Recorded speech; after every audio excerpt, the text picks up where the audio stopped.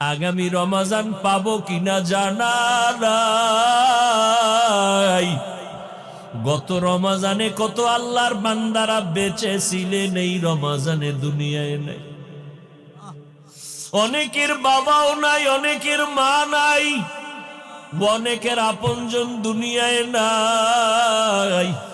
আজ আমি বেঁচে আছি, আগামী রমজান বেঁচে থাকবো কিনা কোনো গ্যারান্টি নাই। ও যুবক, 6 বছর থেকে রোজা ভাঙ্গি না রে বাবা।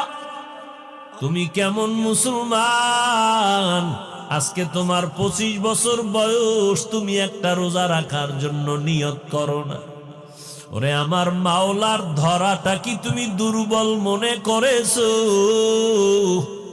আমার মাওলা পাক ছাড় দেন কিন্তু ছেড়ে দেন না। ওরে আল্লাহর বান্দারা,